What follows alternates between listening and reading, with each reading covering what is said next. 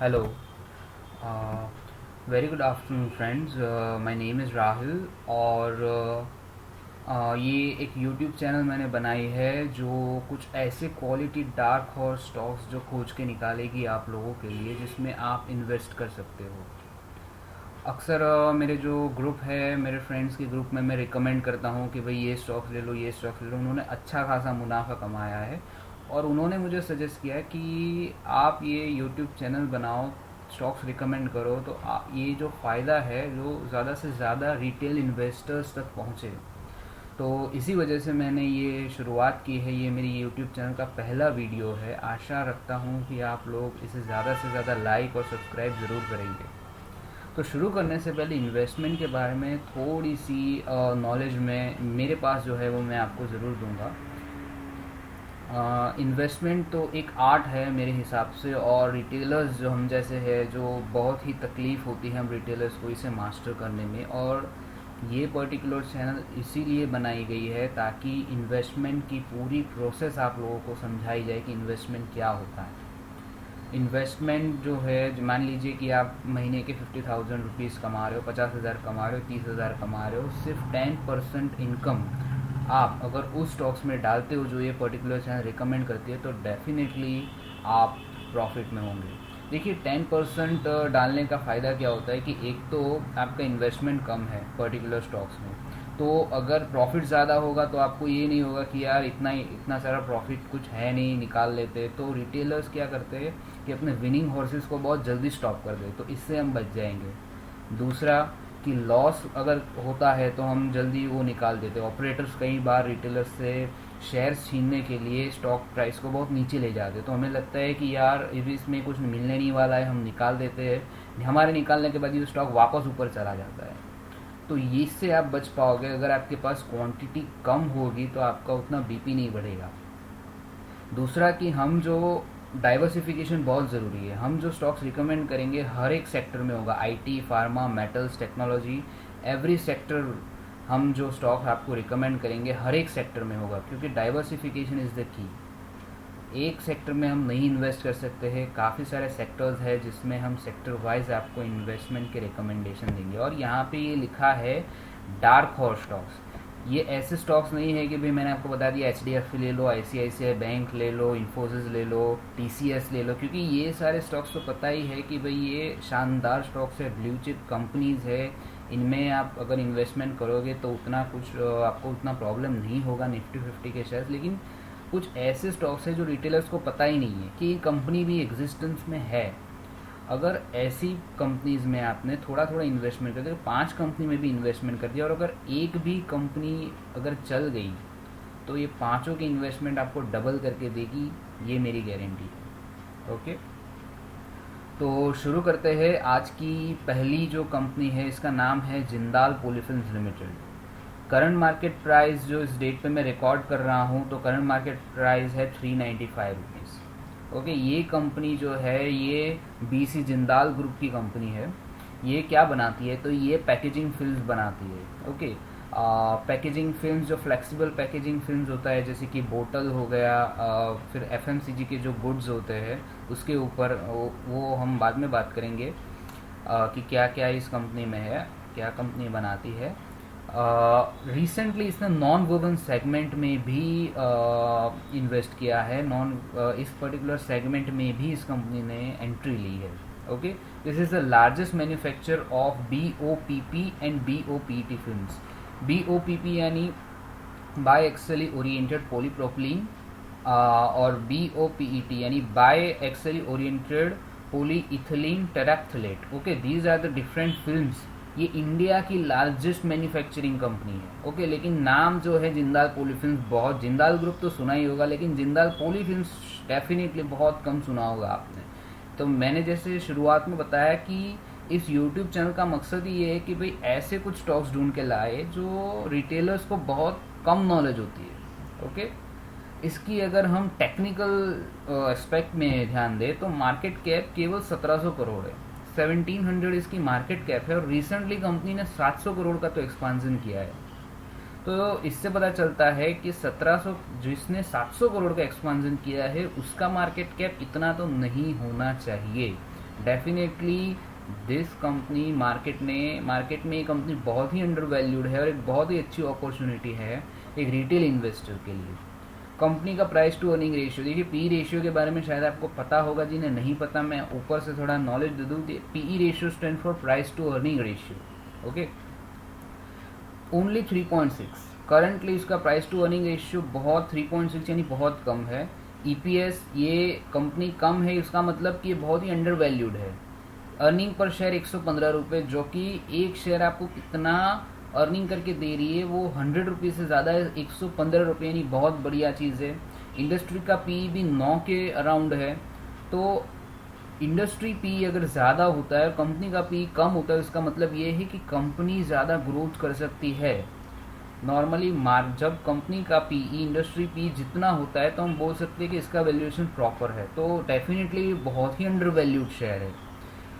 Equity इसकी बहुत कम है, इक्विटी देखिए सिर्फ 4.3 करोड़ और उसमें 74% प्रमोटर होल्डिंग है। तो आप समझ सकते हैं कि कंपनी के प्रमोटर्स को अपनी कंपनी में बहुत भरोसा है। 4.3 करोड़ इतनी कम इक्विटी में 74% का तो प्रमोटर होल्डिंग है। पीबीडीआईटी यानी profit before depreciation interest and tax 21%, return on equity 26%, return on capital employed 18%, debt to equity only 0.6। These are the financial ratios जो बहुत ही इंपॉर्टेंट है किसी भी इन्वेस्टमेंट डिसीजन लेने से पहले। तो ये जो मैंने आपको बताया ये मार्च 1920 के फाइनेंशियल ईयर के ये फाइनेंशियल रेशियोज है। तो आप देख सकते हैं कि काफ़ी बढ़िया परफॉर्म किया है इस कंपनी ने। कंपनी ने Q4 में यानी जो 1920 जो Q4 था उसमें 140 करोड़ का प्रॉफिट दिया है, जो अब तक जो सबसे ज़्यादा प्रॉफिट उसने इस पर्टिकुलर क्वार्टर में दिया है। वो अगर ये कंपनी इतने कम, ये जो मैंने आपको बताया कि कंपनी का पी रेशियो बहुत कम है, ओके, ये बहुत ही अंडर वैल्यूड है क्योंकि इस कंपनी ने पिछले साल 494 करोड़ का लॉस किया था। इसकी वजह से इन्वेस्टर्स का थोड़ा कॉन्फिडेंस हिल गया था, लेकिन इस कंपनी ने बहुत ही शानदार वापसी की है और Q4 में 140 करोड़ का प्रॉफिट दे दिया है। कोविड में लोग पैकेजिंग आइटम ज़्यादा, कोई भी देखिए कोविड है तो लोग ज़्यादा वही आइटम प्रीफर करेंगे जिसका पैकेजिंग अच्छा हो, ओके। और दूसरा कि मेक इन इंडिया के वजह से काफ़ी चाइनीज़ कंपनीज के ऑर्डर कैंसिल हुए हैं, क्योंकि ये जो पॉलीफिल्म, ये जो फ्लेक्सिबल पैकेजिंग का जो मार्केट है उसमें चाइनीज़ कंपनीज का बहुत बड़ा शेयर है। और because of this Covid many countries ने अपने ऑर्डर कैंसिल किए हैं चाइनीज़ कंपनी से, जिससे इस कंपनी को बहुत ज़्यादा बेनिफिट होने की संभावना है। और मेक इन इंडिया जो कैंपेन है कि भाई इंडियन कंपनीज को ज़्यादा हम प्रीफर करेंगे, उसका फ़ायदा भी इस कंपनी को ज़रूर होगा। क्रूड प्राइसेस के कम होने का भी इसका प्रॉफिट मार्जिन इंक्रीज करेगा, क्योंकि जो रॉ मटेरियल है, ओके, इसका जो रॉ मटेरियल जो पॉलीथिन बनाने के लिए रॉ मटेरियल जो क्रूड ऑयल का यूज़ होता है, तो अगर क्रूड ऑयल सस्ता है तो क्या करेगा, वो प्रॉफिट मार्जिन इंक्रीज करेगा, यानी सेम नंबर ऑफ सेल्स में ज़्यादा प्रॉफिट कमा के दिखाएगा वो पर्टिकुलर, ओके। तो हम ज़्यादा और टाइम वेस्ट ना करते हुए चलते हैं इस पर्टिकुलर कंपनी की क्या करती है, हम देखते हैं कि ये कंपनी करती क्या है। ये देखिए जिंदाल पॉलीफिल्म्स लिमिटेड, ये क्या इसका प्रोडक्ट देखिए, बीओपी, इसका प्रोडक्ट देख सकते हैं, BOPP films, PET films, coated films, thermal films, okay. तो बीओपीपी फिल्म्स देखिए, जो मैंने आपको बताया था कि जो वाटर बॉटल के ऊपर जो पैकेजिंग लगता है, ओके, जो लेबल जो मटेरियल है, जो ये आइसक्रीम का जो कंटेनर के ऊपर का जो लेबल है, जो लेमिनेशन इसके ऊपर का जो लेबल है, ये लेबलिंग ये जो है कंपनी वो प्रोवाइड करती है, ओके।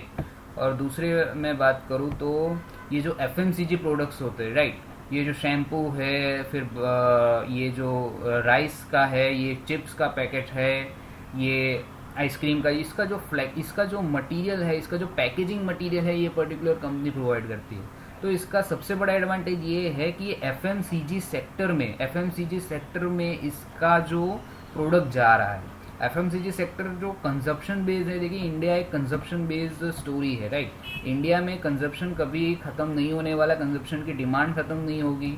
तो इस सब का जो पैकेजिंग का जो ये जो सप्लाई कर रही है कंपनी, तो उसका भी डिमांड ख़त्म नहीं होगा, जो पैकेजिंग जो सप्लाई करती है ये कंपनी। और मैं आपको बता दूं कि ये जो मैंने आपको बताया कि एफएमसीजी प्रोडक्ट्स है, तो ये जो आप देख सकते हो कि ये जो बिस्किट्स है, ये स्नैक्स के जो मटेरियल है, जो ब्रेड है, ये सब, ये सारी चीज़ें एफएमसीजी में आती है। और एफएमसीजी की कोई भी कंपनी उठा लो, सारी जो है उसका पी रेशियो 60 के अबव है, यानी कि कंजप्शन, जिस कंपनी जो कंजप्शन के ऊपर डिपेंड करती है वो कंपनी का मुनाफा ज़्यादा ही होगा, उस कंपनी की डिमांड हमेशा रहेगी, क्योंकि इंडिया की पॉपुलेशन इतनी ज़्यादा है, कंजप्शन कभी ख़त्म नहीं होने वाला है। तो इस कंपनी का जो मटेरियल है, इस पर्टिकुलर कंजप्शन एफएमसीजी के जो गुड्स है उसमें जाता है, तो ये एक बहुत ही प्लस पॉइंट है कि इसकी डिमांड कभी ख़त्म नहीं होने वाली। और एक चीज़ की जो मेडिकल एक्सरे फिल्म है, राइट, कि ये हेल्थ केयर में भी इसका डाइवर्सिफिकेशन है, कि हेल्थ केयर में जो एक्सरेज जो बनता है, एक्सरेज जो आता है जिस पे, तो ये फिल्म भी पर्टिकुलर ये कंपनी बनाती है, तो इसका भी इसे एडवांटेज है। और एक चीज़ कि हम शादी के जो एल्बम्स देखते हैं, एल्बम्स के जो मटेरियल जिसके ऊपर फ़ोटो प्रिंट होता है, तो जिसके ऊपर फ़ोटो प्रिंट होता है, ये पर्टिकुलर फिल्म जो मटेरियल है वो भी ये कंपनी बनाती है। थर्मल फिल्म्स की बात करें तो ये कुछ मैगजीन्स है, ये बॉक्स है, ओके, परफ्यूम के ऊपर का जो पैकेजिंग है, तो ये कंपनी का डाइवर्सिफिकेशन जो है वो बहुत ज़्यादा है, हेल्थ केयर में भी है, फोटोग्राफीज में भी है, एफएमसीजी में भी है।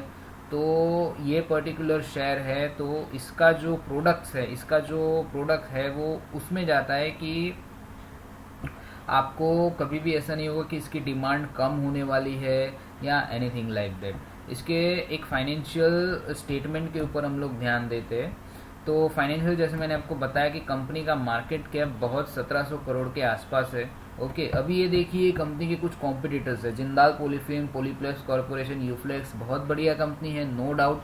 लेकिन आप देखिए कि पिछले क्वार्टर में प्रॉफिट देखिए, जिंदाल पॉलीफिल्म का प्रॉफिट देखिए 140 करोड़, बाकी कंपनी का प्रॉफिट देखिए। ये मैं मार्च 2020 वाले क्वार्टर की बात कर रहा हूँ। दूसरे कंपनीज जो दूर दूर तक बहुत दूर है उसके प्रॉफिट में, आप देखिए कहीं पे भी नज़दीक नहीं है जिंदाल पॉलीफिल्म के प्रॉफिट में। और पी रेशियो देखिए जिंदाल पॉलीफिल्म का ओनली 3.4, यानी सारी कंपनी में सबसे under valued company Jindal Polyfilm है, और सबसे ज़्यादा मुनाफा उसी ने कमाया है। अभी ये नॉर्मल रिटेल इन्वेस्टर अगर देखता है तो डेफिनेटली एक इन्वेस्टमेंट अपॉर्चुनिटी है यहाँ पे उसके लिए, जो उससे डेफिनेटली ग्रैब करनी चाहिए। ये देखिए 2017 से लेके मार्च 2020 तक सेल्स देखिए 676 से 890 करोड़ ज़रूर हुआ है, थोड़ा सेल्स बढ़ा है, लेकिन उससे ज़्यादा चीज़ ही ऑपरेटिंग प्रॉफिट का मार्जिन देखिए 8% से लेके हो गया 23%। यानी इस कंपनी ने कितना एफिशिएंटली मैन्युफैक्चरिंग किया हुआ है। इसके जो प्रोसेस है ये बताती है कि कंपनी की ऑपरेटिंग एफिशिएंसी बहुत बढ़िया है, कि उसने सेल्स तो बढ़ाया ही नो डाउट, पर सेल्स उतना नहीं बढ़ा जितना उसका प्रॉफिट मार्जिन बढ़ा है।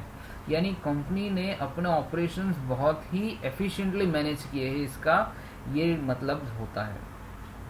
ईपीएस भी आप देखिए, कंपनी के EPS earning per share 2 rupees से लेके 31 रुपये, सिर्फ क्वार्टर की बात कर रहा हूँ मैं। ईयर तो मैंने आपको बताया कि 115 के अराउंड इसका अर्निंग पर शेयर है। और ये सारी नेट कैश फ्लोज की उसने कितना सारा कैश फ्लोज कमाया। टोटल एसेट्स आप देखिए, ये मार्च 2018 से लेके मार्च 2020 तक टोटल उसके एसेट्स भी कितने इंक्रीज हुए, 1300 करोड़ से लेके 4300 करोड़, यानी ऑलमोस्ट आप देख सकते हैं कि 4 टाइम्स उसका जो रेवेन्यू है, सॉरी इसका जो एसेट्स है वो इंक्रीज हुआ है, ओके।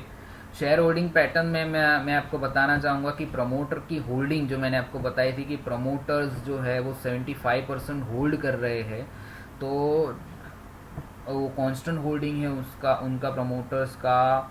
और इतना शेयर में गिरावट होने के बावजूद भी उन्होंने अपना होल्डिंग बनाए रखा है, जो कि बहुत ही एक ट्रस्ट जो दिखाता है अपनी कंपनी में, कॉन्फिडेंस दिखाता है। एक तो इक्विटी उसकी कम है, उसमें प्रमोटर की होल्डिंग भी ज़्यादा है। और अगर हम ग्राफ की बात करें तो देखिए ग्राफ जो है जिंदाल पॉलीफिल्म्स का 1 डे का ग्राफ है, कोविड की वजह से थोड़ा वो डाउन हुआ था, 150 पे चला गया था। बिकॉज ऑफ कोविड लॉकडाउन जब अनाउंस हुआ था तो सारी कंपनीज में गिरावट आई थी, लेकिन उसके बाद जो इसने रिकवर किया है सीधा 150 से इंक्रीज होकर अभी 400 के अराउंड पहुंच गया है। तो अभी भी उसमें इन्वेस्टमेंट अपॉर्चुनिटी मैं मानता हूँ कि क्योंकि ये स्टॉक बहुत ही अंडर वैल्यूड है, इसके एक्सपांजन को अभी भी मार्केट ने कंसीडर नहीं किया है। अगर इसका एक्सपांजन जो उसने जितना उसने टाइम किया है उसके हिसाब से एक्सपांजन हो जाता है तो उसके रेवेन्यूज़ में जो दिखेगा तो उसका ईपीएस जो है 150 के अबाउट चला जाएगा, और ये कंपनी मुझे लगता है 600-700 में ज़रूर ट्रेड करेगी। और मैं बहुत ही पेसिमिस्टिक होके बता रहा हूँ कि ये कंपनी उतनी ट्रेड करेंगी। ऑप्टिमिज्म में तो मैं इसे 1000 प्लस के टारगेट ज़रूर देख रहा हूँ। ये देखिए वॉल्यूम कितना ज़बरदस्त आया है, इस दिन आप देख सकते हैं कि कितना ज़बरदस्त वॉल्यूम आया है। तो इसी के साथ मैं अपनी ये जो वीडियो है उसको ख़त्म करूँगा, क्योंकि देखिए मैं आपको फिर से बताऊँगा कि आप लोग ही मेरा एसईओ हो, आप लोग ही मेरा कीवर्ड्स हो, मुझे इन सब के बारे में नॉलेज नहीं है। तो हो सकता है कि मेरे सब्सक्राइबर्स कम हो, मेरे व्यूज़ कम हो, पर मेरी कॉल्स की क्वालिटी देखकर आप जज करिएगा चैनल को।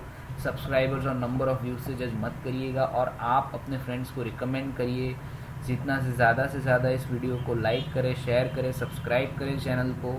तो डेफिनेटली मुझे भी ज़्यादा इंकरेज मिलेगी आपके लिए ऐसे स्टॉक्स ढूंढने में। तो इसी के साथ मैं इस वीडियो को ख़त्म करता हूँ। Okay, thank you for listening.